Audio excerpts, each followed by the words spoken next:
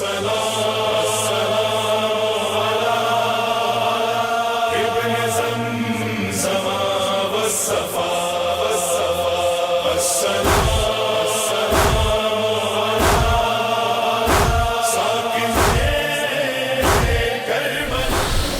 بالله من الشيطان اللعين الرجيم. بسم الله الرحمن الرحيم.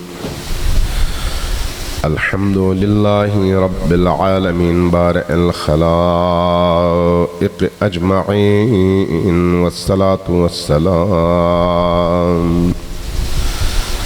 على جميع الأنبياء والمرسلين،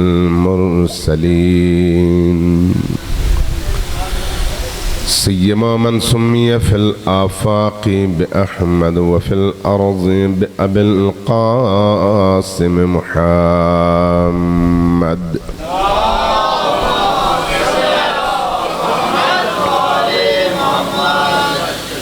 والصلاة والسلام على أولاده الطيبين الطاهرين المعصومين الميامين، واللعنة الدائمة على أعدائهم أجمعين من يوم عداوتهم إلى قيام يوم الدين.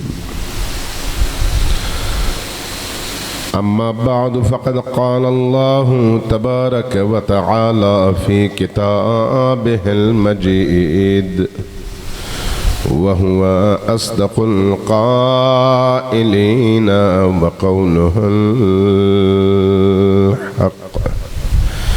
بسم الله الرحمن الرحيم. وإذا سألك عبادي عني إني قريب أجيب دعوة الداعي إذا دعان. السلام على الحسين وعلى علي بن الحسين وعلى أولاد الحسين وعلى أصحاب الحسين. صلوات بر محمد وآله محمد.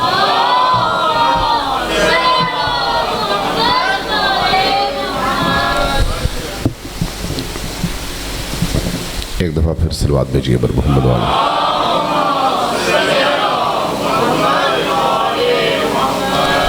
تیسری دفعہ دل کی گہرائیوں سے، توجہ سے، عبادت سمجھ کر، اور وہ عبادت جو عبادات کی روح ہے وہ صلوات ہے، اس صلوات کی اہمیت کو سمجھتے ہوئے ایک دفعہ پھر اونچی آواز سے درود بھیجیے بر محمد وآله.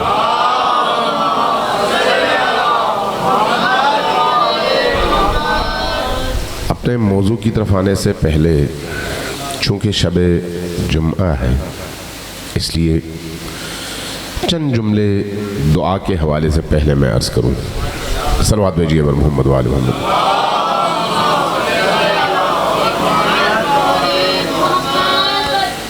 دعا روح انسانی کی وہ آواز ہے جو اس کو اس کے خالق سے جوڑتی ہے. دعا ہر انسان کے اندر سے اٹھنے والی آہ کا نام ہے. ہر انسان کے اندر سے یہ آہ اٹھتی ہے. دعا کس سے مانگی جاتی ہے؟ رب کائنات سے، خالق تمام مخلوقات سے، جو تمام مخلوقات کا رب ہے، رب العالمین ہے. اللہ تبارک و تعالیٰ کو کوئی دعا، کوئی عبادت، کوئی دوسرا کام دعا سے بڑھ کر شاید عزیز نہ ہو. روایات یہی بتاتی ہیں کہ دعا سب سے زیادہ عزیز ہے اللہ کو. اس لیے قرآن کریم میں اللہ تبارک و تعالیٰ کا ارشاد ہے کہ قل ما یعبأ ربی بکم لولا دعاؤکم، اگر تمہاری دعائیں نہ ہوتی تو میں تمہاری طرف توجہ بالکل نہ کرتا. یعنی میں تمہاری طرف توجہ کرتا ہوں تمہاری دعاؤں کی وجہ سے. آپ جتنی توجہ بڑھاتے چلے جائیں گے وہاں سے اتنی ہی عطا بڑھتی چلی جائے گی. آپ جتنا چاہتے ہیں اللہ کی بارگاہ سے حاصل کریں اتنی ہی زیادہ دعا کی تعداد، دعا کی کیفیت، عدد بھی اور کیفیت بھی، اس میں آپ توجہ دینا شروع کر دیں. اس لیے جب کسی نے پوچھا رسول کریم سے کہ یا رسول اللہ، اللہ ہماری آواز کب سنتا ہے، کیسے سنتا ہے، جب ہم پکارتے ہیں تو کیا ہوتا ہے؟ اللہ تو سن رہا ہے. اللہ نے فوراً کہا قل، اے ہمارے رسول ان سے کہہ دیجئے. جب کبھی آپ کی توجہ چاہیے، قل ان لوگوں سے کہہ دیجئے کیا کہ جب کبھی کوئی مانگنے والا دعا مانگتا ہے ہم اس کی دعا کو سنتے ہیں. اذا سألک عنی عبادی، اے رسول جب یہ لوگ آپ سے میرے بارے میں پوچھتے ہیں، یہ لوگ کون؟ عبادی. اللہ نے یہاں پر بڑا لطیف لفظ استعمال کیا ہے، میرے بندے. ورنہ عباد کہہ سکتا تھا. عباد متعدد جگہوں میں قرآن میں استعمال ہوا ہے، مؤمنین استعمال ہوا ہے، الناس استعمال ہوا ہے، لیکن یہاں پر خاص لطف ہے. قل کہہ دیجئے، اذا سألک جب آپ سے پوچھیں، کون؟ عبادی، میرے بندے ہیں. اللہ میرا بندہ کہہ کر کس کو مخاطب کر رہا ہے؟ اس کو جو اللہ کے بارے میں پوچھتا ہے اور دعا مانگنا چاہتا ہے. اذا سألک عبادی عنی، جب میرے بندے میرے بارے میں تم سے پوچھتے ہیں. خطاب کس سے ہے؟ رسول کریم سے. توجہ چاہیے آپ کی. خطاب کس سے ہے؟ رسول کریم سے. کس کے بارے میں ہے؟ سوال کرنے والوں کے بارے میں. ایسے جیسے فرض کریں میں اور آپ سامنے ہیں، میں آپ سے کہتا ہوں آپ کے فلان دوست نے آپ سے میرے بارے میں پوچھا ہے، تو یہاں تک کہنے کے بعد میں آپ سے منہ موڑ لوں، اس فرد کی طرف رخ کروں. اس کا مطلب کیا ہے؟ میری خاص عنایت ہے اس شخص پر جو میرے بارے میں آپ سے پوچھ رہا ہے. تو قرآن کی یہ کہتا ہے کہ اذا سألک عبادی عنی، جب میرا بندہ آپ سے میرے بارے میں پوچھتا ہے تو اس کے بعد رخ اللہ موڑتا ہے اپنے بندوں کی طرف. انی قریب، او میرے بندے میں تمہارے قریب ہوں. رسول کریم کو اب مخاطب نہیں کرتا اللہ، بلکہ اپنے بندوں کو مخاطب کرتا ہے کہ میں تمہارے قریب ہوں. انی قریب اجیب، اور فوراً اجابت کرتا ہوں. دعوت الداع، جب کبھی کوئی بھی دعا کرنے والا دعا کے لیے ہاتھ اٹھاتا ہے. دعوت الداع اذا دعان، جب کبھی وہ دعا کے لیے ہاتھ اٹھائے. انی قریب، میں تمہارے بہت قریب ہوں. وہ اللہ کتنا قریب ہے؟ کبھی آپ نے سوچا کتنا قریب ہے؟ ذرا سوچئے اس وقت آپ جہاں پر بیٹھے ہیں اور جو سوچ رہے ہیں، کیا آپ کو معلوم ہے 1 منٹ کے بعد آپ کیا سوچیں گے؟ اپنے بارے میں آپ کو نہیں پتا کہ میں 1 منٹ بعد کیا سوچوں گا. 1 منٹ بعد میری کیفیت کیا ہوگی آپ کو نہیں معلوم.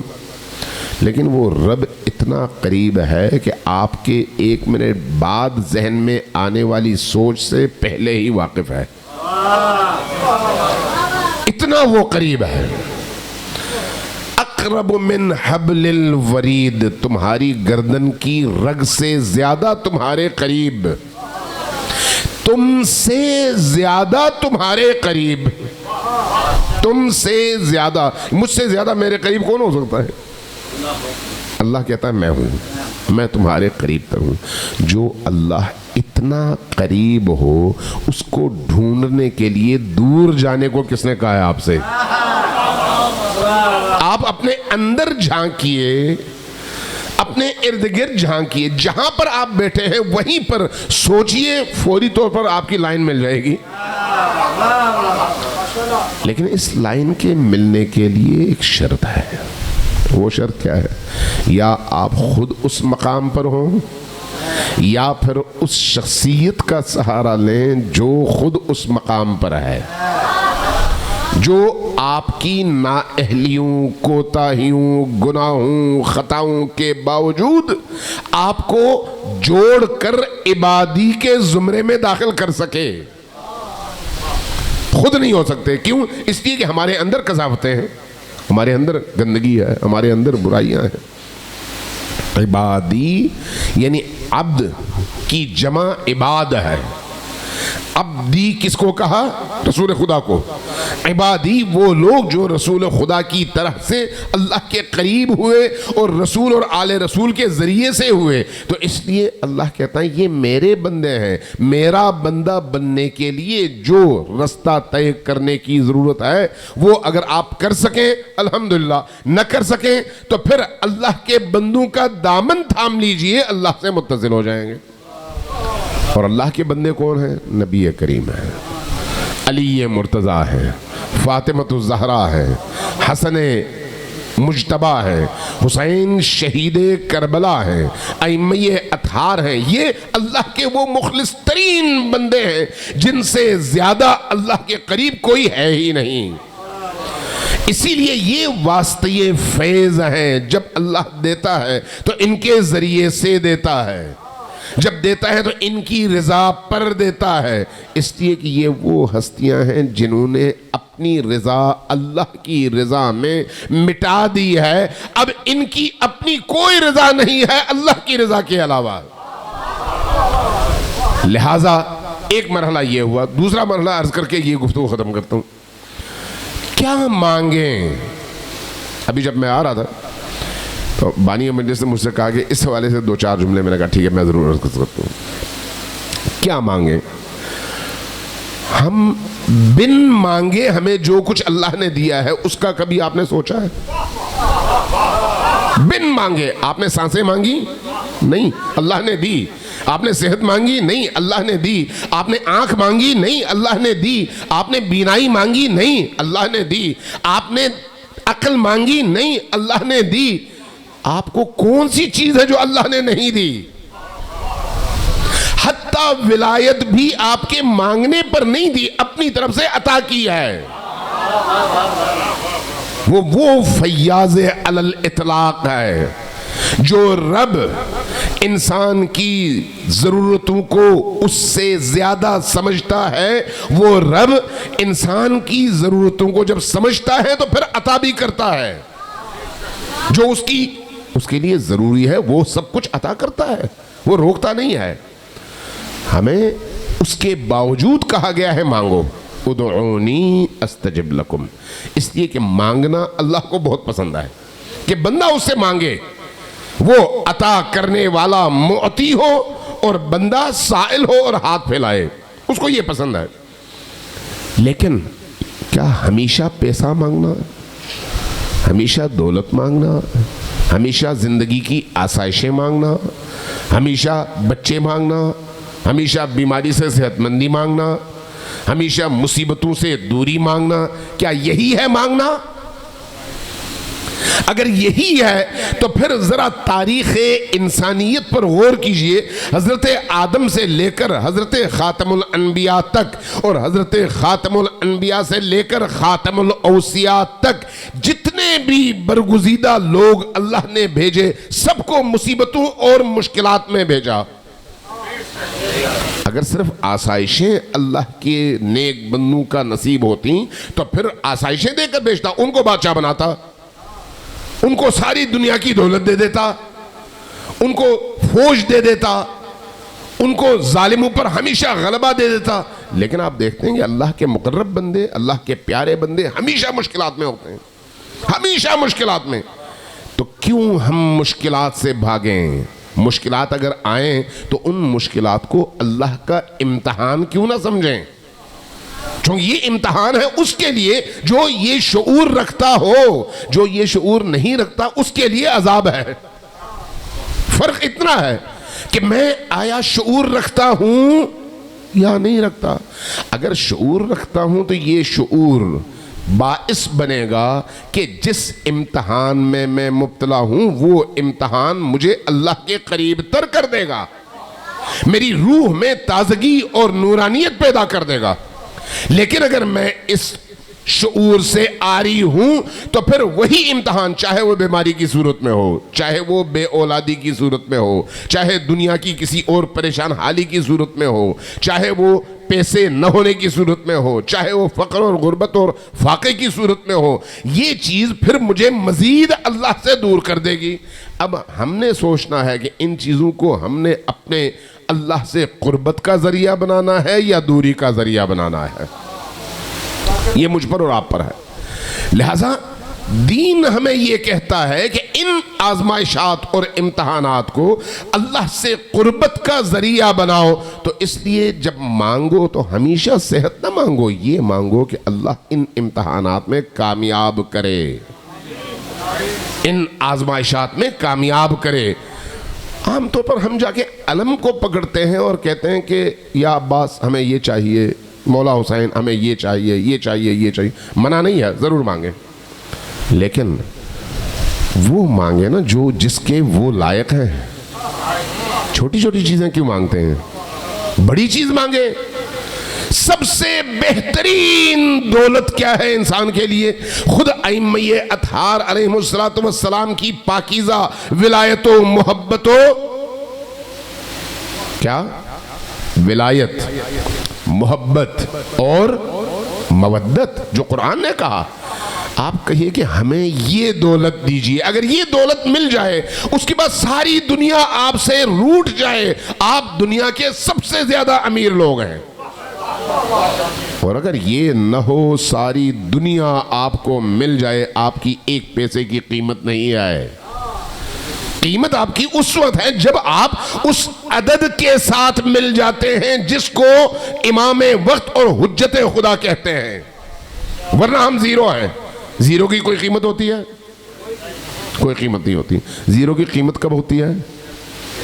جب اس کے ساتھ عدد لگ جائے۔ عدد وہ ہیں، ہم زیرو ہیں۔ عدد سے ملیے، آپ کی قیمت خود بخود بڑھتی چلی جائے گی۔ صلوات بھیجیے پر محمد و آل محمد۔ اس لیے 9 محرم ہو، 10 محرم ہو، عاشور ہو، عصر عاشور ہو، مانگیے ضرور، لیکن کیا مانگیے؟ خود مولا کو مولا سے مانگیے، مولا آپ میرے ہو جائیے۔ اگر آپ نے یہ مانگ لیا اور انہوں نے مان لیا تو آپ کی دنیا بھی بن گئی اور آخرت بھی بن گئی۔ لیکن اگر وہ نہ ملے تو پھر ساری دنیا بھی مل جائے تو پھر آپ کو کیا ملا؟ اور اگر وہ مل گئے اور سب کچھ چھن گیا تو پھر آپ سے کیا چھنا؟ آپ کے پاس تو سب کچھ ہے۔ صلوات بھیجیے پر محمد و آل محمد۔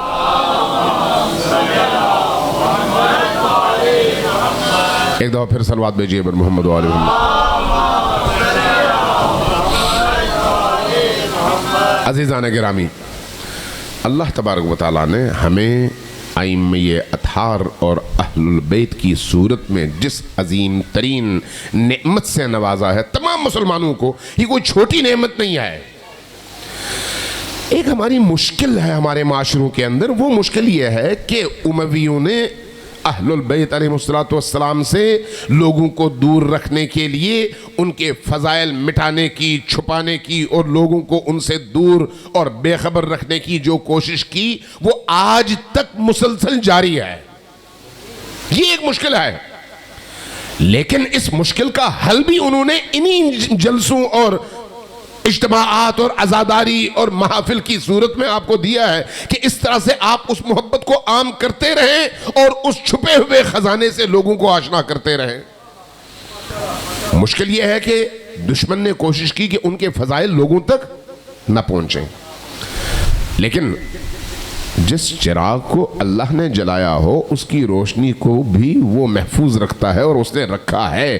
اس لیے آپ دیکھتے ہیں سقیفہ میں علی کے گھر میں موجود انگشت شمار لوگ آج پوری دنیا پر غالب ہیں. آج دنیا میں آپ کہیں پر بھی چلے جائیں آپ کو اہل البیت دلوں کی روشنی کی صورت میں نظر آتے ہیں. آپ دیکھیے کہ کتنی کوششیں ہوئی ہیں اہل البیت سے لوگوں کو دور رکھنے کی، لیکن ان تمام کوششوں کے باوجود مجھے یہ بتائیے نماز سے اہل البیت کو نکال سکے؟ نہیں نکال سکے. نبی کریم کو نکال سکے؟ نہیں نکال سکے. جبکہ علی و آل علی کو گالی بنانے کی انہوں نے پوری کوشش کی. 6-7 نسلیں تک، 6 سے 7 نسلیں ہمیشہ گالی، واضح طور پر گالی، سب اور شتم، سب اور شتم. میں ابی داؤد کی حدیث بتاتا ہوں آپ کو. سعد ابن ابی وقاص، یہی عمر ابن سعد کے والد، عمر ابن سعد جو کربلا میں حسین ابن علی کے مقابلے میں آیا. کیا وہ نہیں جانتا تھا کہ کس کے مقابلے میں گیا ہے؟ بہت اچھی طرح سے جانتا تھا. پھر اس کو رات بھر نیند نہیں آ رہی تھی. کیا سوچ کر؟ ایک طرف حسین کی صورت میں بہشت ہے اور دوسری طرف رئی کی بادشاہت کی صورت میں جہنم ہے. اس دنیاوی جنت لیکن حقیقی جہنم کا انتخاب کرے یا پھر موت کی صورت میں حسین کی بہشت کا اور جنت کا انتخاب کرے. ساری رات جاگتا رہا. آخرکار ادھر گیا. حسین سے جو دور جاتا ہے نہ اس کو یہ دنیا ملتی ہے نہ اس کو وہ دنیا ملتی ہے. خسرت دنیا والآخرہ. اسی کے والد سعد ابن ابی وقاص شام آئے. یہ میں شیعہ روایت بیان نہیں کر رہا، ابی داؤد کی روایت ہے، میرے پاس یہاں پر کتاب میں موجود. جب شام میں آیا، معاویہ ابن ابی سفیان نے کہا کہ سعد تم علی ابن ابی طالب کو گالی دو، چونکہ یہ رسم تھی کہ بھئی علی کو گالی دینی ہے تاکہ لوگ علی سے متنفر ہوں، دور ہوں. سعد نے ایک نگاہ معاویہ کے چہرے کی طرف دیکھی، ایک نگاہ ڈالی اور کہا کہ میں اور علی کو گالی دوں؟ کہا کہ ہاں. کہا کیا تم نہیں معلوم کہ علی کون ہے؟ کہا کہ میں کہہ رہا ہوں تم گالی دو. کہا کہ 3 چیزیں رسول خدا نے میرے سامنے علی کے بارے میں بیان کی ہیں، صرف 3 چیزیں. اگر ان 3 چیزوں میں سے کوئی ایک مجھے مل جائے تو پوری دنیا سے زیادہ قیمتی ہے. جس کو اللہ نے وہ تینوں کی تینوں چیزیں عطا کی ہیں اس کو میں کیسے گالی دوں؟ پھر بیان کرنا شروع کیا. میں اس کی تفصیل میں نہیں جاتا کہ وہ پوری روایت لمبی ہے، صرف بتانا یہ چاہ رہا ہوں کہ علی ابن ابی طالب کے نام کو مٹانے کے لیے امویوں نے اس طرح سے کوشش کی. اس طرح سے امویوں میں سب سے اوپر امیر معاویہ، سب نے کوشش کی. پوری تاریخ بھری پڑی ہے، کسی شیعہ کتاب کی ضرورت ہے ہی نہیں، کوئی شیعہ کتاب پڑھنے کی ضرورت نہیں ہے. جائیے تمام تواریخ پڑھیے اہل سنت کی، البدایہ والنہایہ پڑھیے، جا کے تاریخ طبری پڑھیے، جا کے ابن ہشام کی تاریخ پڑھیے، معاصر کتابوں میں جو آج لکھی گئی ہیں ان میں بھی جا کر پڑھیے. آپ کو اندازہ ہو جائے گا کہ امیر المؤمنین اور اہل البیت کے خلاف کس کس طرح کے جرائم اپنائے گئے، انجام دیے گئے تاکہ کسی طرح سے لوگوں کے دلوں سے اہل البیت کی محبت کو مٹایا جائے. لیکن اہل البیت وہ سورج ہیں، وہ چراغ ہیں، وہ نور ہیں، وہ روشنی ہیں جن کو اللہ نے جلایا ہے. جن کو اللہ نے روشن کیا ہو اس کو اللہ کی مخلوق بجھا نہیں سکتی. لہذا 70 سال 80 سال 90 سال مسلسل اس منفی پروپیگنڈے کے باوجود آج کوئی کلمہ گو لا الہ الا اللہ محمد رسول اللہ پڑھنے والا جرأت نہیں کر سکتا علی کے بارے میں ٹیڑھی زبان سے بات کرے. کیوں ایسا ہے؟ اللہ نے ان کرامتوں کو ظاہر کیا اور اللہ نے ان کے مقام کو محفوظ رکھا. یہ آپ کی تاریخ ہے. اہل البیت کی اس مظلومیت کو آپ کی عزاداری نے زندہ رکھا ہے. अहलुल बैत की जिंदगी के उन पोशीदा पहलुओं को आपके इन्हीं करबला के वाक़यात ने जिंदा रखा है, वरना हो सकता है दुश्मन बहुत कुछ कर चुका होता। इसलिए इन आज़ादारी की मजालिस की कदर व कीमत है। अगर ये शऊर दे सकें, जज्बा दे सकें, एक आज़ादार के अंदर एक रूह पैदा कर सकें और उस आज़ादार को अली के मकाम पर खड़ा करके अली के हक के लिए एक मुजाहिद सिफत बनाकर मैदान में उसको इस्तकामत दे सकें, तो ये आज़ादारी दुनिया की बेहतरीन इबादत भी है और सबसे ज्यादा अल्लाह को महबूब और पसंद भी है। आज़ादारी है सैयद शुहदा की इसीलिए कदर व कीमत है।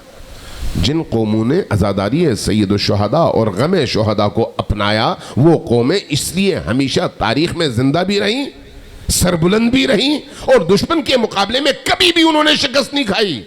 लेकिन जिसने हुसैन को छोड़ा उसने शिकस्त खाई। सलवात भेजिए बर मोहम्मद व आले मोहम्मद।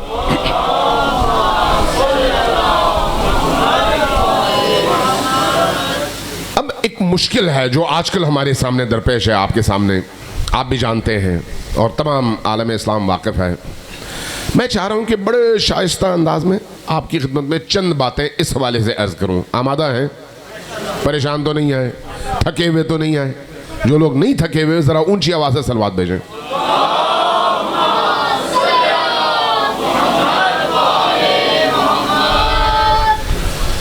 अजीज़ान गिरामी, देखिए जब नबी करीम सल्लल्लाहु अलैहि वसल्लम तौहीद की दावत लेकर उठे तो लोगों ने ला इलाहा इल्लल्लाह कहा, मोहम्मद रसूलुल्लाह कहा और मुसलमान हो गए। उस ज़माने में क्या होता था, जो लोग मुसलमान होते उन पर अनवा और अक़साम की मुसीबतें डाल दी जाती होता था। तारीख़ पढ़ी है ना आपने, इसमें शिया सुन्नी इख्तलाफ तो नहीं है, सारी तवारीख़ है, सबके सब मुअर्रिख़ीन ने लिखा है किस किस तरह के मज़ालिम ढाए जाते थे। हज़रत बिलाल के हवाले से है कि जब वो मुसलमान हुए तो उमैया ने अपने ग़ुलाम बिलाल को मक्का की उस तपती हुई 50 डिग्री से ज़्यादा की गर्मी में तपते हुए सियाह और गर्म पत्थर पर बरहना करके लिटाया और अपने सीने पर भी पत्थर रखा और उसके बाद कहता था अब जलते रहो या फिर कहो अल्लाह नहीं है, अल्लाह का इनकार करो। इस आलम में इन असहाब ने, रसूलुल्लाह के सहाबियों ने कलिमे की कदर व कीमत की हिफाजत की और इस्लाम की हिफाजत की। इस्लाम से वो दिल बर्दाश्ता नहीं हुए, इस्लाम को छोड़कर अलग नहीं हुए। दूसरी तरफ जहां ये जुल्म करते थे वहीं पर मक्का में दाखिल होने वालों के हवाले से एक ज़बरदस्त काम करते थे जो आज भी कर रहे हैं। उस ज़माने में कौन करता था? मुशरिकीन मक्का। आज कौन करता है पता चल जाएगा आगे। वो क्या था, दरवाजे ये मक्का पे बैठ जाते, जो दाखिल होने का दरवाज़ा था, रास्ता था, वहाँ पर बैठ जाते। कौन? अबू सुफियान, कौन? अबू जहल, कौन? उमैया, कौन? अबू लहब। क्या करते हैं, हर आने वाले से कहते हैं भाई मक्के में दाखिल हो गए तो एक बंदा है, जादूगर है, वो जब कुछ कहता है तो वो जाके दिल पे लगती है, नतीजतन आदमी जो है उसका गर्विदा हो जाता है, उसके जादू में आ जाता है, उसके सहर में आ जाता है। इसलिए ऐसा ना हो कि तुम भी जाके गुमराह हो जाओ और अपने आबा व अजदाद का दीन छोड़ दो। लिहाजा क्या करो, जब मक्के में दाखिल होना तो कानों में रुई ठोंस लेना है ताकि उसकी आवाज़ तुम्हारे कानों तक पहुंचे ही नहीं। अच्छा, बहुत सारे लोग यही काम करते, कहते कि बिल्कुल सही, कानों में रुई ठोंस लेते और अंदर दाखिल हो जाते। लेकिन जिनमें अकल होती, जिनमें शऊर होता, वो कुछ देर बाद सोचते भाई मैं इतना बेवकूफ़ हूँ कि किसी की बात से मैं बहलाया जाऊँगा। मुझे अल्लाह ने अगर अकल दिया है, मुझ में अगर कोई सोच समझ है तो मुझे बात सुननी चाहिए और देखना चाहिए कि कहने वाला कहता क्या है। कान से रुई निकाल लेता, اور اس کے بعد جا کے جب سنتا لا الہ الا اللہ محمد الرسول اللہ اور پھر گفتگو کی تاثیر دیکھتا، کلام کا اثر دیکھتا، دعوت توحید دیکھتا اور پھر اس دعوت کے نتیجے میں انسان کو انسان کی غلامی سے نجات دلانے کا ایک پیغام پاتا، تو اس کو محسوس ہوتا گویا یہ میرے اپنے روح کی آواز ہے۔ لہٰذا پھر وہ کان کی روئی کہاں چلی گئی؟ لا الہ الا اللہ محمد رسول اللہ کہہ کر نبی کریم کے ان ساتھیوں میں وہ شمار ہو جاتا۔ تاریخ بھری پڑی ہے ایسے بہت سارے واقعات سے کہ کون کون لوگ روئی ٹھونس کر آئے، بعد میں روئی اتار دی، فوراً کہا لا الہ الا اللہ محمد رسول اللہ، ہم ایمان لا رہے ہیں، آپ بالکل سچے پیغمبر ہیں۔ روئی ٹھونسنے کا حکم کیوں ملتا؟ کیوں مجبور کرتے تھے لوگوں کو کہ روئی ٹھوسو؟ چونکہ دلیل نہیں تھی۔ جب دلیل نہ ہو پھر آپ کیا کرتے ہیں؟ پھر کہتے ہیں یار فلان کی بات نہ سنو۔ اگر عقل ہے، شعور ہے، دلیل ہے تو پھر آپ کہیں گے سنو، اور اس کے بعد عقل سے سوچو، پرکھو، پرکھنے کے بعد جو صحیح ہے اس کو قبول کرو، جو غلط ہے اس کو رد کر دو۔ مضبوط انسان اس طرح سے بات کرتا ہے۔ لیکن جب عقل نہ ہو، دلیل نہ ہو، استدلال نہ ہو تو پھر کہتا ہے بات نہ سنو ورنہ گمراہ ہو جاؤ گے۔ گزشتہ 40 سالوں سے پاکستان کے اندر جو ایک منفی پروپیگنڈا عزاداری سید الشہداء اور تشیع کے پاکیزہ مکتب کے حوالے سے ہوا، وہ کیا ہے؟ ان کا قرآن 40 پاروں کا ہے۔ آج تک ان کو وہ 40 پارے ملے نہیں، لیکن 40 پارے کی رٹ لگائے رکھی کہ ان کے قرآن کے پارے 40 ہیں، اس لیے ان کے قریب نہ جانا گمراہ ہو جاؤ گے، ان کی مجالس میں نہ جانا ورنہ جو ہے گمراہ ہو جاؤ گے اور تمہاری بیویاں طلاق ہو جائیں گی۔ آپ نے سنا ہوگا اور مسلسل سنا ہوگا، نکاح ٹوٹ جائے گا اگر جاؤ گے۔ ان کے گھروں میں نیاز کھانے نہیں جانا چونکہ وہاں پر تھوک کر کھلاتے ہیں۔ اپنے بچوں کو ان عزاداریوں میں جانے نہ دینا، کیوں؟ چھوٹے چھوٹے بچوں کو ذبح کر کے اس کا خون ڈال کر پلاتے ہیں۔ یہ ساری چیزیں آپ نے سنی ہیں یا نہیں سنی؟ سنی ہے نا؟ اور اگر آپ کہیں نہیں ایسا نہیں ہے تو فوراً جواب آتا نہیں نہیں یہ تو تقیہ کر رہے ہیں، کیونکہ تقیہ جو ہے جائز ہے۔ جھوٹ پر جھوٹ پر جھوٹ پر جھوٹ، 40 سال گزر گئے، ثبوت کسی کو نہیں ملا، لیکن اس کے باوجود بے حیائی اب بھی جاری ہے، بے حیائی، بے شرمی اب بھی جاری ہے، اور اب بھی اسی طرح سے الزامات پر الزامات پر الزامات پر الزامات۔ دیکھیے مکتب تشیع کے حوالے سے لب کھولنے سے پہلے ضروری ہے کہ مکتب تشیع کا مطالعہ کیا جائے، مکتب تشیع کو پڑھا جائے اور دیکھا جائے کہ یہ مکتب ہے کیا اور بتاتا کیا ہے، اس مکتب کی تعلیم کیا ہے، اس مکتب کا ہدف کیا ہے، اس مکتب کا پیغام کیا ہے، یہ مکتب آپ کو کیسا انسان بنانا چاہتا ہے۔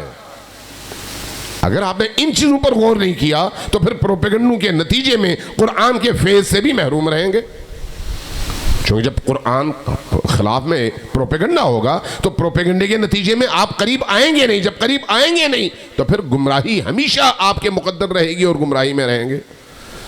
اس لیے میں اپنے دوستوں سے کہتا ہوں بھائی جاؤ اہل سنت دوستوں سے ملو، گفتگو کرو، خود پہلے اپنے مکتب کو پڑھو، پھر ان کے گھر جاؤ، ان سے ملو، اپنا مکتب پیش کرو، کہو بھی ہمارا مکتب یہ ہے۔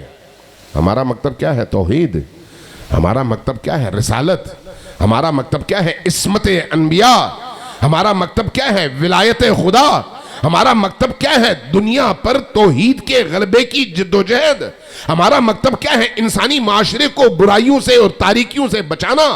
ہمارا مکتب کیا ہے؟ ایک ایسے عالم اور ایک ایسے نظام عالم کی نوید جس کے نتیجے میں ظلم کا دنیا سے خاتمہ ہو اور عدل کی حکمرانی ہو۔ ہمارا پیغام اور ہمارے مکتب کا پیغام کیا ہے؟ کہ ہر ظالم کے مقابلے میں پوری قوت کے ساتھ کھڑے ہونا اور ہر مظلوم کا ساتھ دینا، چاہے وہ ہندو ہی کیوں نہ ہو۔ ہمارا مکتب پاکیزہ مکتب ہے، لیکن پروپیگنڈے مسلسل جاری ہیں۔ ہمیں اپنے مکتب کو ڈیفینڈ کرنے کی ضرورت اس حوالے سے نہیں ہے کہ ہمیں کوئی خطرہ ہے، نہیں، اس حوالے سے بالکل نہیں ہے، چونکہ اللہ کے مکتب کو کبھی خطرہ نہیں ہوا، اور یہ مکتب جو ہے ہمارا نہیں ہے، اللہ کا مکتب ہے، اللہ کے مکتب کی حفاظت وہ کرتا ہے جس طرح سے وہ قرآن کی حفاظت کرتا ہے. اگر وہ حفاظت نہ کرتا تو آج مکتب اہل البیت ہوتا کہاں؟ ذرا غور کیجئے. جس ماحول میں ہر مسجد میں جمعے کی نماز میں علی و آل علی پر نعوذ باللہ ثم نعوذ باللہ ثم نعوذ باللہ گالیاں اور لعنتیں بھیجی جاتی ہوں اور معاشرے میں کوئی اٹھ کر اف نہ کر سکے اور 90 سال گزر جائیں، اس کے باوجود آج اسی معاشرے میں علی کا پرچم سارے پرچموں سے اوپر ہو اور پوری دنیا اس پرچم کے نیچے اپنے آپ کو محفوظ سمجھے. یہ کیا ہے؟ یہ اللہ کا وہی وعدہ ہے کہ جو چراغ اللہ جلاتا ہے اس کی حفاظت وہ خود کرتا ہے، ہم نہیں. ہم اہل کار ہیں اللہ کے. میں آپ مبلغین، خطباء، اہل منبر، علماء، اہل محراب، یہ سب اہل کار ہیں اللہ کے. اللہ ہم سے پرزوں کی طرح سے کام لیتا ہے، ہم ختم ہو جاتے ہیں، اگلی نسل کو لے آتا ہے، ان سے کام لیتا ہے. اصل ہدف اس چراغ کو، اس روشنی کو زندہ جلائے رکھنا ہے. آج جو صورتحال ہو رہی ہے اس میں آپ پر، ہم پر ایک بہت بڑا الزام پھر لگایا جانے لگا ہے کہ یہ صحابہ کے خلاف ہے، یہ صحابہ کو گالیاں دیتے ہیں، یہ صحابہ کو برا بلا کہتے ہیں، اور پھر ساتھ میں آگے پھر حاشیہ لگایا جاتا ہے. اصل بات ایک اعلان کر دیا جاتا ہے یہ کرتے ہیں اپنی طرف سے، اور اس کے بعد پھر اس پر اگلے حاشیے وہ خود لگاتے ہیں. چونکہ یہ ایسا کرتے ہیں اس لیے ان کا حکم یہ ہے. میں آج ببانگ دہل ایک بات کرنا چاہ رہا ہوں. تیار ہیں سننے کو؟ توجہ ہے؟ توجہ ہے؟ میں ایک بات آپ سے عرض کروں. رسول اللہ کے پاکیزہ صحابیوں کے قدموں کی خاک کو ہم اپنے لیے سرمئے چشم سمجھتے ہیں اور اس پر ہمارا ایمان ہے. یہ کوئی سیاسی نعرہ نہیں ہے. میں آپ کو دلیل دیتا ہوں. نہج البلاغہ آپ سب کے گھروں میں ہے نا؟ ہے یا نہیں ہے؟ جا کے اٹھائیے اور امیر المؤمنین کی وصیت پڑھیے جو آپ نے اپنی شہادت کے موقع پر 21 رمضان سے پہلے اپنے بچوں کو کیا ہے. اس کو پڑھیے. امیر المؤمنین کیا فرماتے ہیں؟ اللہ اللہ، تمہیں اللہ کا واسطہ، اللہ کا واسطہ کیا کرو؟ رسول اللہ کے اصحاب کا خیال رکھو، رسول اللہ کے صحابیوں کا خیال رکھو. کیوں اتنی تاکید ہے؟ تاکہ بعد میں آنے والے کچھ جھوٹے اس کا دعوے دار بن کر جو رسول اللہ کے صحابی ہیں ان کی توہین نہ کریں، ان کو برا بلا نہ کہیں. چونکہ رسول اللہ کے صحابیوں نے السابقون الاولون کے تحت بڑی محنت کی ہے اسلام کو ہم تک پہنچانے میں، کوئی اس میں دوسری رائے نہیں ہے. اہل البیت کا مقام اپنی جگہ. صحابہ کرام نے بڑی محنت کی ہے، بڑی مشقتیں اٹھائی ہے، بڑی قربانیاں دی ہیں، ایسی قربانیاں دی ہیں کہ ہم سوچ نہیں سکتے. اس لیے صحابہ کرام کی محبت ہمارے اندر کی تڑپ ہے، تڑپ. صحابہ کرام کے قدموں کی خاک کو ہم اپنی آنکھوں کا سرما سمجھتے ہیں، بلا شک، بلا کوئی تردید کے، تردد کے. صرف ایک چیز کی طرف آپ کی توجہ چاہیے. اللہ تبارک و تعالیٰ نے ان اصحاب کو نجات یافتہ قرار دیا اور ان کی آخرت کو حسن المآب قرار دیا اس شرط پر کہ وہ یتبعون احسانا، نبی کریم اور ان کی آل کی اتباع بنحو احسن کریں. سمجھ آئی میں کیا کہہ رہا ہوں؟ کہ اصحاب نبی وہ ہیں جو زندگی کے آخری لمحے تک نبی کریم اور ان کی آل کے رستے پر پوری استقامت کے ساتھ کھڑے ہوئے. ایسے اصحاب نبی کے قدموں کی خاک پر ہم ایک دفعہ نہیں 100 دفعہ قربان ہونے کو تیار ہیں، 100 دفعہ قربان ہونے کو تیار ہیں. اس لیے کہتے ہیں کہ ان کا احترام ہمارے ماں باپ سے زیادہ ہے، ان کا احترام ہماری اپنی جانوں سے زیادہ ہے. لیکن اب اختلاف تو ہے، اب اس اختلاف کا کیا کیا جائے؟ اختلاف کو رکھیں اپنی اپنی جگہ. جو جس کو مانتا ہے مانے, جو جس کو نہیں مانتا امپوز نہ کریں. اگر آپ نے امپوز کرنا شروع کر دیا تو کچھ نہیں بچے گا. توجہ ہے میں کیا کہہ رہا ہوں؟ اگر آپ نے زبردستی کرنے کی کوشش کی پھر کچھ نہیں بچے گا. اس لیے کہ علمی میدان میں کوئی مائی کا لال آ کر مقابلہ نہیں کر سکتا. ڈنڈا لے کر کھڑے ہونے اور گالی دینے سے مقابلے نہیں ہوتے. یہ یزید نے بھی کیا اور اس کا انجام دیکھ لو. ہاں اگر علمی عقلی دلیل استدلال کے ساتھ آنا ہے تو پھر دیکھ لو, اس کے بعد کوئی پھر اپنی جگہ کھڑا نہیں ہو سکتا. اس لیے ہم کہتے ہیں کہ حق بات کرو چاہے وہ کھٹا ہی کیوں نہ ہو, ترش ہی کیوں نہ ہو. ہمارے دوست احباب کہتے ہیں کہ نہیں, صحابہ کرام کے دور کی تاریخ نہ دہراؤ, اس کا ذکر نہ کرو, اس لیے کہ وہاں پر جو ہے بہت سارے مسائل ہیں ہمیں سمجھ نہیں آتے. آپ کو سمجھ نہیں آتے, ہمیں تو آتے ہیں. جب ہمیں آتے ہیں تو پھر ہمیں نہ روکو. اس لیے ان معاملات کو اٹھاؤ مت. اٹھاؤ گے تو پھر ایک ایسا پنڈورا باکس کھل جائے گا کہ جس کو پھر سمیٹنا آسان نہیں رہے گا. سمیٹنا آسان نہیں رہے گا. ایک میں مثال دیتا ہوں, سننے کی ہمت ہے یا نہیں؟ تھکے ہوئے تو نہیں ہے؟ ذرا سوچئے, اللہ پر سب کا اتفاق ہے یا نہیں؟ ہے. لیکن مسلمانوں کا ایک گروہ یہ کہتا ہے کہ اللہ جسم رکھتا ہے, اللہ کرسی پر بیٹھا ہوا ہوتا ہے. یہ بخاری کی روایات ہیں. اب میں کیا کروں؟ کہوں کہ یہ کافر ہے؟ نہیں, چونکہ وہ اس کی توجیہ کریں گے, اس لیے مجھے کوئی حق نہیں ہے کہ میں کہوں کہ وہ کافر ہے.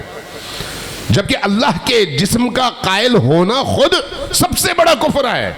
لیکن میں کبھی بھی یہ جرات نہیں کر سکتا کہ کسی مسلمان کے بارے میں کہوں کہ یہ کافر ہے یا یہ حدیث کفر ہے. نہیں, بخاری میں موجود ہے. اب آگے چلیے. اللہ کی صفات کے حوالے سے عالم آخرت کے بارے میں روایات ہیں, بخاری میں موجود ہیں کہ اللہ جہنم میں سارے اہل جہنم کو ڈالنے کے بعد جب جہنم کا پیٹ نہیں بھرے گا اور جہنم کہے گا حل من مزید, کچھ اور چاہیے, تو اللہ اپنی ایک ٹانگ ڈال دے گا تاکہ جہنم کا پیٹ بھر جائے. اگر توحیدی نقطہ نظر سے دیکھا جائے تو یہ کفریہ بات ہے.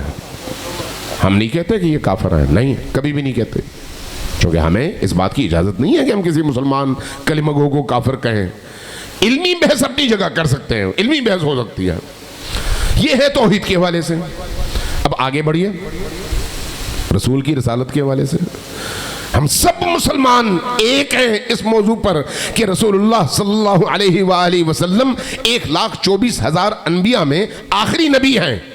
ہم سب کا ایک ہی عقیدہ ہے, ایسا ہے یا نہیں؟ اور ہم سب کا عقیدہ ہے کہ وہ خاتم النبیین ہیں, ان کے بعد کوئی نبی نہیں آئے گا. ہم سب کا عقیدہ ہے. جو خاتم النبیین نہ مانے وہ اسلام سے خارج ہے یا نہیں؟ اچھا, اگلی بات, جب آپ ان کی صفات کے حوالے سے بحث کرتے ہیں تو وہاں پر پھر اختلاف پیدا ہو جاتا ہے. ایک گروہ اٹھ کر کہتا ہے کہ وہ گناہ بھی کر سکتے ہیں اور گناہ کرتے بھی تھے. بعض ایسی باتیں جو میری زبان نہیں لا سکتی, میں نہیں تکرار کر سکتا, نہیں سنا سکتا آپ کو, ایسی باتیں ہیں, لیکن بہرحال میں اس کی طرف نہیں جاتا. کہا جاتا ہے کہ وہ معصوم نہیں تھے. معصوم نہ ہونے کا مطلب کیا ہے؟ یہ کہ جب وہ وہی لے کے آتے تھے تو وہی پہنچانے میں معصوم ہوتے تھے, باقی دنیا کے کاموں میں ہماری طرح ہوتے تھے. جیسے ہم ویسے وہ, اس لیے وہ اور ہم ایک دوسرے کو چیلنج کر سکتے ہیں. اگر ہم توحیدی قرآنی نقطہ نظر سے دیکھیں تو خود یہ کفر تک جا کے ختم ہوتا ہے. لیکن ہم نہیں کہتے کوئی کافر ہے, نہیں کہتے. کیوں؟ اس لیے کہ ٹھیک ہے آپ نے یہ سمجھا, مزید تحقیق کریں, آپ کی عقل ٹھیک ہو جائے گی, آپ سمجھ جائیں گے کہ رسول کریم کو معصوم ہونا چاہیے اور ہر معاملے میں معصوم ہونا چاہیے. اس کے ہزاروں دلائل ہیں, ہزاروں دلائل. اب آگے بڑھیے. ابھی آپ نے مفتی تقی عثمانی کی بات سنی ہوگی جس میں انہوں نے فرمایا اگلی بات میں, چونکہ 2 ان کی آڈیوز آئی ہیں. ایک آڈیو میں انہوں نے بہت اچھی باتیں کی اور اگلی آڈیو میں انڈر پریشر آ گئے, پھر اس کے بعد کچھ شرائط کے ساتھ اسلام کی ٹکٹ بانٹی اور کچھ شرائط کے ساتھ کفر کی ٹکٹ بانٹی. ہم اس تفصیل میں نہیں جاتے، لیکن انہوں نے ایک بات کی کہ حضرت ام المومنین عائشہ پر اگر کوئی بد کرداری کا الزام لگائے تو وہ کافر ہے. سنا ہوگا آپ نے، ٹھیک ہے. پہلی بات جیسے میں نے پہلے عرض کیا کہ اگر کوئی شخص صحابہ کرام کی توہین کرتا ہے تو وہ فاسق ہے، توہین کرتا ہے تو وہ مجرم ہے، اس کو سزا ملنی چاہیے، لیکن کافر نہیں ہوتا. اگر وہ کافر ہوتا تو پھر جو ہے آدھے سے زیادہ صحابہ تو کافر ہیں، چونکہ انہی صحابہ نے دوسرے صحابہ کو نہ صرف ان کی توہین کی ہے، نہ صرف گالیاں دی ہیں، بلکہ ان کو قتل کیا ہے. قتل کرنا تو توہین اور گالیوں سے زیادہ بڑا جرم ہے، تو اس لیے اس کو کفر نہیں کہا جاتا. لہٰذا وہیں پر آپ کا دروازہ بند ہو جاتا ہے کہ بھئی یہ جو ہے کفر نہیں ہے. جہاں تک ام المومنین کا تعلق ہے، ام المومنین عائشہ رسول کریم کی زوجہ ہونے کے ناطے ہماری آنکھوں پر ان کے قدم، چونکہ وہ رسول کی حرمت کا نام ہے. میں یہ بات ایک شیعہ طالب علم کی حیثیت سے عرض کر رہا ہوں. رسول کی زوجہ کی حرمت، رسول کی زوجہ کا تقدس، رسول کی زوجہ کا مقام، رسول کی زوجہ کا احترام ہم پر اپنی ماں اور اپنے باپ کے احترام سے زیادہ فرض ہے. کیوں؟ اس لیے کہ وہ رسول کی ناموس ہے. رسول کی ناموس یعنی کائنات کی سب سے بڑی ناموس. وجہ رسول ہیں، توجہ ہے میں کیا کہہ رہا ہوں، وجہ رسول ہیں، رسول کی زوجہ ہیں، اس لیے ان کی ناموس ہم سب کے لیے قابل احترام ہے. اور اگر کوئی وہاں پر کوئی جسارت کرتا ہے، زبان درازی کرتا ہے تو وہ مجرم ہے، لیکن کافر نہیں ہے، چونکہ قرآن نے اس کو کافر نہیں کہا. جنگ سے واپس آ رہے تھے، سورہ نور کی آیات دیکھ لیں. جنگ سے واپس آ رہے تھے، حضرت قافلہ کہیں پر تھوڑی دیر کے لیے رکا. ام المومنین عائشہ اپنے کجابے سے اتریں، رفع حاجت کے لیے تشریف لے گئیں، واپس آئیں تو قافلہ آگے نکل چکا تھا. وہ اونٹنی پر بیٹھ گئیں تو جو ان کے ساتھ تھے وہ بیٹھ گئے، وہ ساتھ میں چل پڑے جو ان کی حفاظت کے لیے مامور تھے صحابہ کرام. پیچھے سے کچھ صحابہ اور تشریف لائے، اصل جو قافلہ تھا وہ آگے نکل گیا. یہ قرآن کریم کی آیات ہیں، یہ کوئی باہر کی کسی مورخ کی لکھی ہوئی بات نہیں ہے.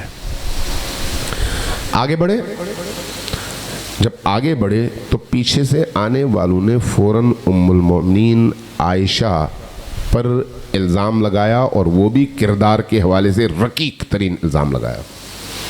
ظاہر ہے ایک خاتون کے لیے یہ زندگی اور موت کا مرحلہ ہوتا ہے، اس کی ناموس اور اس کی عزت پر اس طرح سے الزام لگے. الزام لگانے والا کوئی بت پرست تھا؟ نہیں. کوئی کافر تھا؟ نہیں. کوئی مشرک تھا؟ نہیں. کون تھا؟ ایک کلمہ گو مسلمان. کلمہ گو عام مسلمان؟ نہیں. صحابی، عام صحابی نہیں، السابقون السابقون، السابقون الاولون میں سے. کون سے السابقون الاولون میں سے؟ بدری صحابی. بدری صحابی یعنی وہ جو ابتدائی 313 میں شامل ہیں، اور بدر کی جنگ جس نے لڑی ہے اور مشرکوں کے دانت کھٹے کیے ہیں اور بھاگا نہیں ہے، اور میدان میں کھڑے ہو کے اس نے اپنی بہادری کے جوہر دکھائے ہیں. ایک ایسا صحابی، اس نے الزام لگا دیا. یہ قرآن کی میں بات کر رہا ہوں، کسی ادھر ادھر کی بات نہیں کر رہا. الزام لگا دیا. انہوں نے الزام لگایا، باقیوں نے سنا اور سن کے آگے منتقل کیا. گویا الزام آگے بڑھتا چلا گیا، ہر ایک نے آگے وہی الزام دہرایا، اور الزام پر الزام پر الزام پر الزام. سارے مدینے کی فضا عجیب و غریب ہو گئی. ام المومنین عائشہ پر اس طرح کا الزام لگ گیا. رسول خدا پریشان، خود ام المومنین عائشہ پریشان. 1 ماہ تک رسول کریم اور ام المومنین عائشہ میں تعلق نہیں رہا. یہ سارے مفسرین اہل سنت نے لکھا ہے، 1 ماہ تک نہیں رہا. اور اس 1 ماہ کے اندر حضرت ام المومنین عائشہ کی اپنی کیفیت جو انہوں نے اپنے زبان سے بتایا ہے، تفسیر کثیر میں ہے، خود بخاری کی روایت میں موجود ہے کہ وہ کہتی تھی کہ میرے لیے تو زندگی تنگ ہو گئی تھی، بس مرنے کو جی چاہتا تھا. کوئی ایسی کیفیت تھی. پھر آخر کار انہوں نے دل میں سوچا کہ مجھے اپنے گھر واپس چلے جانا چاہیے رسول خدا کے گھر سے.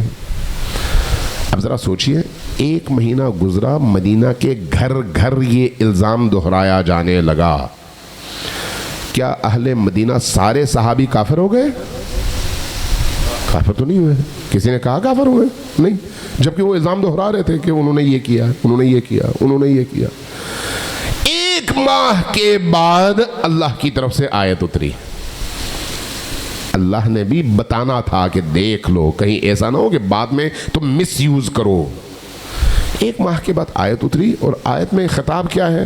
تم لوگوں نے الزام کیوں لگایا؟ اگر الزام لگایا تو پھر 4 عادل گواہ پیش کیوں نہیں کیے؟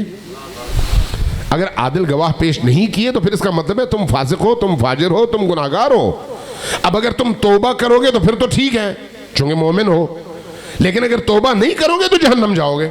یہ ہے ان تمام آیات کا خلاصہ. ام المؤمنین جیسی ہستی پر نبی کریم کے دور میں سابقون الاولون میں سے جلیل القدر ترین صحابہ ایسا رقیق ترین الزام لگائیں تب بھی وہ کافر نہیں ہوتے. تو اس کا مطلب یہ ہے کہ ہمیں کفر کے فتوے بانٹتے ہوئے بہت زیادہ احتیاط کی ضرورت ہے. ایسے ہی بانٹتے نہ پھریں، ایسے ہی بانٹتے نہ پھریں. یہ کفر کے فتوے آسان نہیں ہیں کسی پر لگانے. آج ہماری مشکل یہ ہے کہ ہمارے ارد گرد کے سیاسی حالات ہمارے اس علاقے کے حالات کو اس طرح سے متاثر کر دیتے ہیں کہ دنیا میں کوئی واقعہ ہوتا ہے، اس واقعے کے اثرات سے بچنے کے لیے یہاں پر فرقواریت کی ایک آگ روشن کی جاتی ہے اور لوگوں کو اس میں جھونک دیا جاتا ہے، جیسے ابھی ہو رہا ہے. اصل مسئلہ کیا ہے؟ اصل مسئلہ ہے اسرائیل کو تسلیم کرنے کا. اسرائیل کو تسلیم کیا جا رہا ہے. پوری دنیا میں غم و غصہ ہے. پاکستانی قوم غصے والی قوم ہے، جذباتی قوم ہے، اور اگر پاکستانی قوم اٹھتی ہے تو پاکستانی جہاں پر بھی ہیں اٹھتے ہیں. پھر جیسے پہلے ٹیری جونز کے واقعے میں ہوا تھا، اگر آپ کو یاد ہو، پورا پاکستان بند اور پھر پوری دنیا میں اس کے اثرات. تو اس لیے ایسی چیزوں کو روکنے کے لیے شیعہ اور سنی لڑائی کروا دو. ایسی چیزوں کو روکنے کے لیے کچھ ایسے گروپوں کو جو ہمیشہ پیسے کے لیے ہر چیز بیچنے کو تیار ہوتے ہیں ان کو میدان میں لے آؤ، اور ان کو میدان میں لا کر پھر شیعہ اور سنی لڑائی کروا دو. شیعہ اور سنی لڑائی نہ شیعیت کے حق میں ہے نہ سنیت کے حق میں ہے. اسلام کے حق میں یہ لڑائی نہیں ہے. اسلام کے حق میں ڈیبیٹ ہے. آپس میں گفتگو کرو، آپس میں علمی مباحثہ کرو، آپس میں ایک دوسرے کو اپنا موقف سمجھاؤ، اپنا استدلال پیش کرو، لیکن تکفیر نہیں، توہین نہیں. نہ صحابہ کرام کی توہین، نہ امہات المؤمنین کی توہین، نہ اصحاب رسول کی توہین، نہ کسی ولی کی توہین، نہ کسی پیر کی توہین. توہین نہیں. توہین کی اجازت قرآن نہیں دیتا. توہین کی اجازت مکتب اہل البیت نے کبھی بھی نہیں دیا. اب اگر کوئی فرد اپنی انڈیویجول زندگی میں یہ کام کرتا ہے تو وہ جرم کرتا ہے.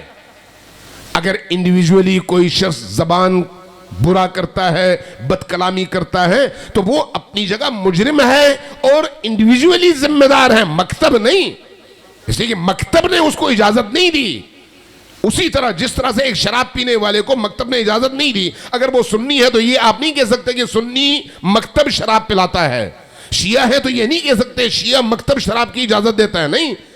اسی طرح سے ایک بد کردار اگر سنی ہے شیعہ ہے کیا فرق پڑتا ہے؟ وہ بد کردار ہے.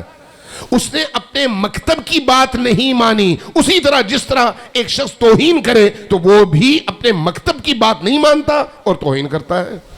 اگر ایک شخص گالی دیتا ہے تو وہ اپنے مکتب کی بات نہیں مانتا، گالی دیتا ہے. اس لیے مکتب کو الزام دینا اور مکتب کو نشانہ بنانا یہ خود سب سے بڑا جرم بھی ہے اور ظلم بھی ہے. صلوات بھیجیے پر محمد و آل محمد.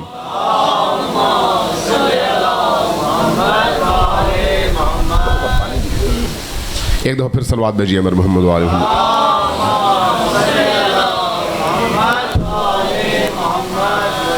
ایک دفعہ پھر صلوات بھیجیے پر محمد و آل محمد. عزیزان گرامی پڑھیے، مکتب تشیع کو پڑھیے. مکتب اہل بیت سے زیادہ معطر، خوشبودار، نورانی، دماغوں کو کھولنے والا، انسان کو فکری آزادی دینے والا، سوچ کی آزادی دینے والا، سوال کی آزادی دینے والا اور اجازت دینے والا. جو چاہو سوچو اور اس کا جواب مانگو. دنیا میں کوئی اور مکتب نہیں ہے. اس کی وجہ کیا ہے؟ اس کی وجہ یہ ہے کہ یہ مکتب وحی سے متصل ہے. اس کی وجہ یہ ہے کہ یہ مکتب اہل البیت کے اس علم بے کراں سے وابستہ مکتب ہے. یہ مکتب اس شخصیت کا مکتب ہے جو بھرے مجمع میں فرمایا کرتے تھے کہ سلونی سلونی قبل ان تفقدونی، پوچھو پوچھو قبل از کہ میں تمہارے درمیان سے اڑ جاؤں. یہ علم کا مکتب ہے، یہ حکمت کا مکتب ہے، یہ عقل کا مکتب ہے، یہ غریبوں کی دستگیری کا مکتب ہے، یہ لاچاروں کی مدد کا مکتب ہے، یہ ظلم کی کلائی موڑنے کا مکتب ہے. یہ ظالم کے سامنے سر جھکانے کا مکتب نہیں ہے، مظلوم پر ظلم کرنے کا مکتب نہیں ہے، جھوٹے الزامات لگانے کا مکتب نہیں ہے. یہ مکتب سچائی کی طرف دعوت دینے کا مکتب ہے. آپ نے کبھی سنا کہ مکتب تشیع نے کسی اور مکتب پر الزامات لگائے ہوں؟ کبھی آپ نے سنا؟ کیوں نہیں سنا؟ چونکہ یہ حرام ہے. کبھی آپ نے اپنے بزرگوں سے سنا کہ آپ سے کہا گیا ہو کہ آپ میلاد کے جلوس میں نہ جائیں؟ نہیں. کبھی آپ نے سنا کہ آپ سے کہا گیا ہو کہ کسی اہل سنت کی محفل میں نہ جائیں؟ کبھی آپ نے سنا ہو؟ نہیں. کبھی آپ سے سنا حتیٰ تبلیغی جماعت کے اجتماع میں نہ جاؤ؟ کبھی کسی نے آپ سے کہا ہے؟ نہیں. کیوں؟ جاؤ، سیکھو، ٹھیک چیز، اچھی چیز سیکھو، غلط چیز کو رد کر دو. اور اتنی عقل تم میں ہونی چاہیے. اگر نہیں ہے تو تم شیعہ کیسے ہو؟ شیعہ وہ ہے جو عقل رکھے، شیعہ وہ ہے جو غلط اور صحیح میں تمیز کر سکے، شیعہ وہ ہے جو حق اور باطل کے درمیان موجود لکیر کو پہچان سکے، شیعہ وہ ہیں جو ایمان اور نفاق کے درمیان حد فاصل کو پہچان سکے، شیعہ وہ ہیں جس کے اندر ایمان اور دلیل اتنی مضبوط ہو کہ وہ ہواؤں کے تھپیڑوں کے مقابلے میں کھڑے رہ کر استقامت کے ساتھ اپنے ایمان اور اپنے عقیدے کی حفاظت کر سکے. ورنہ وہ شیعہ نہیں ہے. وہ کیسا شیعہ ہے؟ اس لیے علی کا شیعہ کمزور نہیں ہوتا. اس لیے علی والے کبھی بھی اپنے شیعوں کو نہ روکتے ہیں نہ دوسروں کے بارے میں منفی پروپیگنڈا کرتے ہیں. آپ سوشل میڈیا میں دیکھ لیں، کبھی کسی نے کہا ہوگا فلان مکتب ایسا ہے، فلان مکتب ویسا ہے، فلان مکتب ویسا نہیں. ایسا کبھی بھی نہیں ہے. ہاں، تاریخی شخصیات سے اختلاف ہو سکتا ہے، اور وہ اختلاف اگر خود آپ کی کتابوں میں لکھا ہوا ہو تو پھر اس کے بعد تو آپ ہمیں الزام نہ دیں، اپنی کتابوں کو الزام دیں. اگر غلط ہے تو پہلے اپنی کتابیں جلا دیں، اس کے بعد ہمیں روک لیں. اگر آپ اس کو صحیح مانتے ہیں تو پھر ہمیں بھی آپ روک نہیں سکتے. لیکن الزام لگانا، جھوٹ کہنا، دوسروں کے بارے میں پروپیگنڈے کرنا، یہ نہ دین کی اجازت ہے نہ مکتب کی یہ شان ہے. اس بات کی اجازت بالکل بھی نہیں ہے. یہی وجہ ہے کہ عزاداری سید الشہداء لوگوں کے دلوں میں اپنی جگہ بناتی ہے. یہی وجہ ہے. یہی وجہ ہے کہ یہ جو عزا ہے لوگوں کے اندر ایک ایسی کیفیت پیدا کرتی ہے جس کے نتیجے میں نورانیت آتی ہے، تاریکی جاتی ہے. یہی وجہ ہے کہ چند قطرے آنسو کے جب بہتے ہیں تو انسان اپنے آپ کو ہلکا پھلکا اور غموں سے، گناہوں کے اثرات سے پاکیزہ محسوس کرتا ہے. یہی وجہ ہے کہ جب آپ کی آنکھوں سے چند قطرے آنسو کے حسین ابن علی پر گرتے ہیں تو آپ محسوس کرتے ہیں کہ گویا آپ کے اندر کی دنیا بدل گئی ہے، بدل گئی ہے. عزاداری سید الشہداء کوئی معمولی عزاداری نہیں ہے، معمولی عمل نہیں ہے، بہت بڑا عمل ہے، بہت بڑا عمل. میں ایک واقعے سے اپنی گفتگو مصائب کا آغاز کرتا ہوں. ایک واقعہ، بہت بڑی شخصیت تھی، استاد کوثری ان کو کہتے تھے، انتقال ہو گیا. جب وہ پڑھتے تھے تو خود خطیب بھی تھے، سید بھی تھے، بڑے پاکیزہ سید تھے. جب کسی محفل میں آگے جب ہم قم میں ہوتے تھے اس دور میں، بڑا ان کا طوطی بولتا تھا. مرحوم کوثری جب کسی محفل میں آ کے پڑھتے تھے تو صرف انسان نہیں روتے تھے، لگتا تھا کہ در و دیوار رو رہے ہیں۔ عزاداری سید الشہداء میں اس طرح سے ڈوب کر پڑھتے تھے۔ وہ اپنا ایک واقعہ نقل کرتے ہیں، وہ کہتے ہیں کہ 9 محرم کا دن تھا، میں اپنے گھر سے نکلا، جب گھر سے نکلا گلی میں آیا تو میں نے دیکھا چند بچوں نے چند اینٹیں گلی کے ایک کونے میں رکھی ہوئی ہیں، ایک احاطہ بنایا ہے چند اینٹیں رکھ کر جہاں پر 3 4 5 بچے جمع ہو سکیں، اور پھر وہاں پر ایک کیتلی رکھی ہے چائے کے لیے، اور خود درمیان میں بیٹھے ہوئے ہیں اور نوحہ لگایا ہوا ہے، ماتم کر رہے ہیں۔ میں جب قریب گیا بچوں نے مجھے دیکھا، فوراً آ کے میری ابا پکڑ لی، کہا کہ آغا آپ آئیں، چند جملے ہمارے ہاں بیٹھ کر مجلس کے پڑھ دیں۔ خود اتنی بڑی شخصیت، امام خمینی کے ہاں پڑھنے والے آدمی، اتنی بڑی شخصیت کہ جہاں پر وہ جائیں وہاں پر 20 30 40 ہزار لوگ جمع ہوں اور ان کو سننے کے لیے آئیں۔ اب یہاں پر 4 بچے چھوٹے چھوٹے، تو ایک عجیب سی فیلنگ، کہنے لگے میرا دل چاہ رہا تھا کہ اب میں ان کو تھوڑا سا جھڑکوں، پھر میں نے کہا نہیں یہ امام حسین کے عزادار بچے ہیں، کیسے جھڑکوں؟ میں نے بچوں سے معذرت کرنے کی بڑی کوشش کی، بچے نہیں مانے، کہا کہ نہیں آپ نے چند جملے ضرور پڑھنے ہیں۔ کہتے ہیں میں باطل ناخواستہ مجبور ہو کر گیا، ایک اینٹ کے اوپر بیٹھ گیا، بچوں سے کہا بیٹھ جاؤ، بچے بیٹھ گئے۔ میں نے 4 جملے زیارت عاشورہ کے پڑھے ہیں، 4 جملے، وہ کیا ہے؟ السلام علی الحسین وعلی علی ابن الحسین وعلی اولاد الحسین وعلی اصحاب الحسین، یہ پڑھے۔ میں نے دیکھا بچوں کے چہرے پہ ایک عجیب تمازت اور تازگی پیدا ہوئی، اٹھنے لگا تو انہوں نے بڑا شکریہ ادا کیا، کہا کہ اب ذرا رکیے، چائے کی ایک پیالی لا کے میرے ہاتھ میں دی، پلاسٹک کا کپ اور ٹھنڈی سی چائے۔ میں نے اپنے لبوں سے چائے لگائی تو بے مزہ سی محسوس ہوئی، اب میں گرانا چاہوں تو بچوں کا چہرہ دیکھوں، پینا چاہوں تو پی نہ جائے۔ کچھ لمحے رکا، بچے آپس میں مصروف ہوئے تو میں نے ایک طرف گرا دی چائے، کپ ان کے ہاتھ میں دے کے شکریہ ادا کر کے میں نکل گیا۔ کہتے ہیں وہ سارا دن میں بڑے بڑے اجتماعات میں گیا، تقریریں کی، مجالس پڑھی، مصائب پڑھے، خود رویا، لوگوں کو رلایا۔ شب عاشور دیر تاخیر سے گھر واپس آیا، آدھی رات ہو چکی تھی، کچھ گھنٹے میں سونا چاہ رہا تھا تاکہ تازہ دم ہو کے صبح سویرے پھر نکل جاؤں ان عزاداریوں کے لیے۔ کہنے لگے آخری وقت میں نہا دھو کے زیارت عاشورہ پڑھ کے شب عاشور کے اعمال کر کے میں لیٹ گیا۔ آنکھ لگتے ہی میں نے دیکھا بی بی میرے خواب میں تشریف لائی ہیں، کہا کہ کوثری آج تم نے جتنی بھی مجلسیں پڑھی ہیں ان میں سے کوئی بھی قبول نہیں ہے۔ جیسے ہی کہا کوئی بھی قبول نہیں ہے میں تڑپ اٹھا، میں نے کہا بی بی کیوں قبول نہیں ہے؟ کہا کہ کوئی بھی ہمارے لیے نہیں تھی۔ میں رو پڑا، جب میں رو پڑا تو کہنے لگی کہ بیٹا بس تمہاری ایک مجلس ہم نے قبول کر لی ہے۔ میں نے پوچھا وہ کون سی مجلس؟ کہا وہ جو تم نے 4 بچوں کے درمیان پڑھی تھی۔ جیسے ہی کہا وہ 4 بچوں کے درمیان پڑھی تھی میں زاروں قطار رو پڑا۔ جب میرا رونا دیکھا تو بی بی کی آنکھوں میں آنسو تھے، میری طرف دیکھ کے کہا کہ بیٹا تم نے وہ چائے گرائی کیوں تھی؟ میں نے پوچھا کیا ہوا؟ کہا کہ وہ چائے تمہیں نہیں معلوم ہم نے اپنے ہاتھوں سے بنائی تھی۔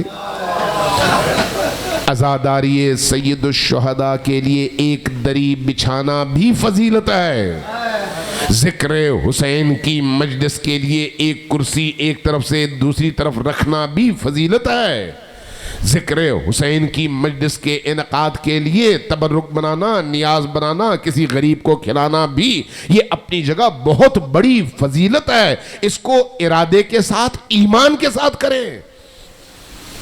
آپ کو نہیں پتا کہ آپ ایک بحر بے کراں سے متصل ہو رہے ہیں، ایک ایسے بحر، ایک ایسے سمندر سے کہ آپ کے جڑنے کے بعد آپ کی شناخت ختم ہو جاتی ہے، آپ حسینی بن جاتے ہیں۔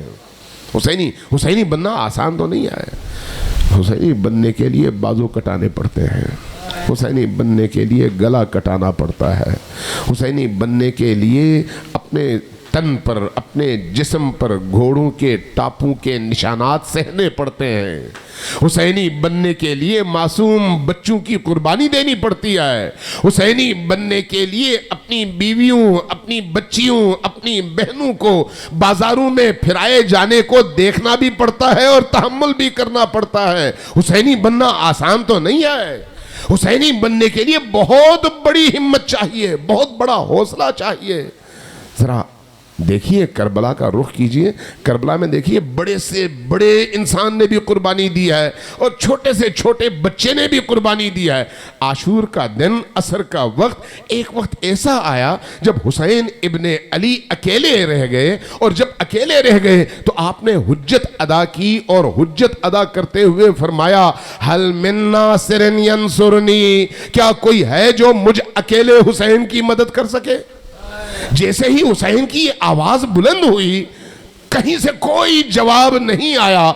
आसमान थर्रा गया, जमीन लर्जी, लेकिन इंसानों का कोई जवाब नहीं आया। आप वापस आए। जब आप वापस खेमे की तरफ विदा के लिए आए तो क्या सुना? एक नन्हा सा बच्चा रो रहा है, और अंदर जब दाखिल हुए तो सारी खवातीन मुखद्दरात रो रही हैं। पूछा कि बीबियों क्यों रो रही हो? जवाब मिला कि जब से आपकी हल मिन नासिर की आवाज बुलंद हुई है, ये बच्चा बार बार अपने आप को गहवारे से जमीन पर गिरा रहा है और रो रहा है। कहा कि लाओ इस बच्चे को मेरे हवाले कर दो। अब इस बच्चे की भी कुर्बानी का वक्त आ गया है।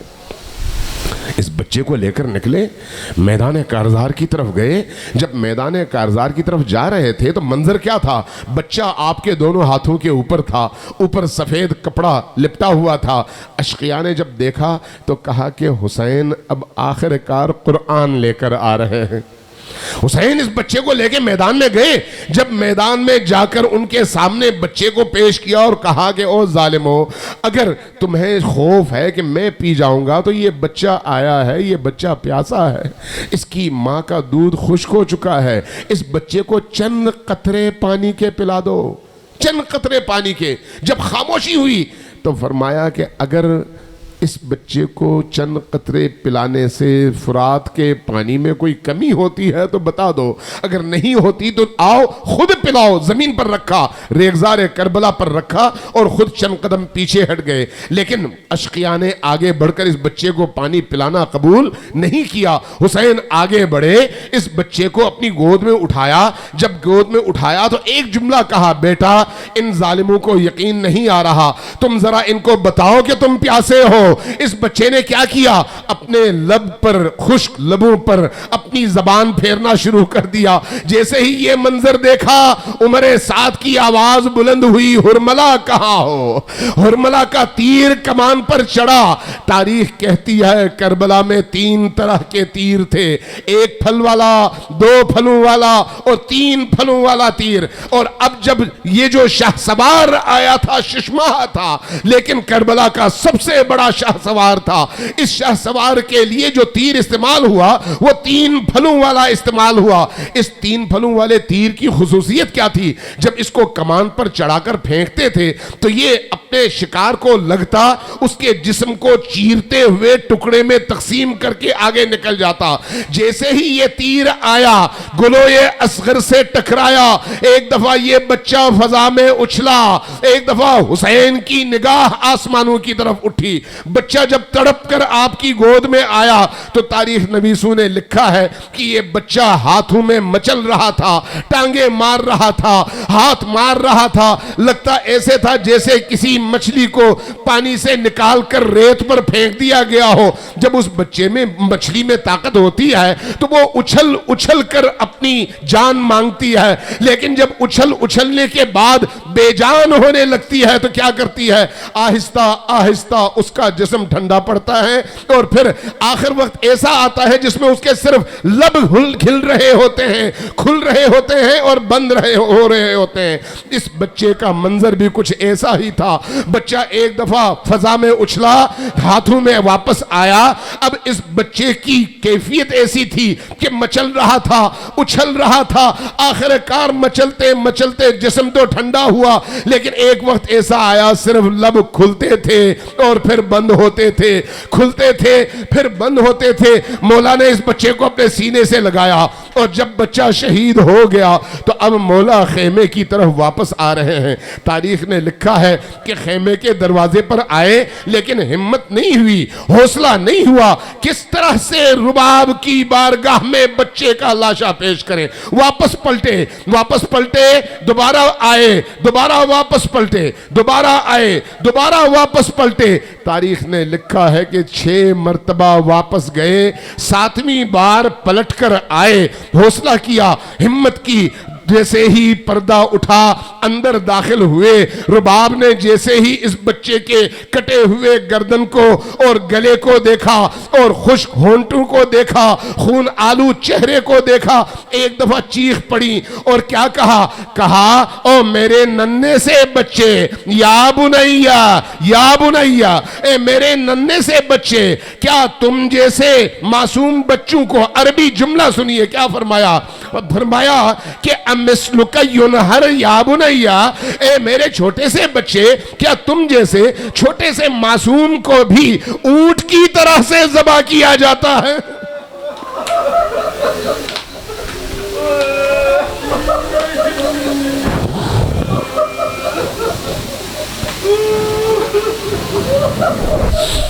انا للہ و انا الیہ راجعون وسيعلم الذين ظلموا أيّ منقلب ينقلبون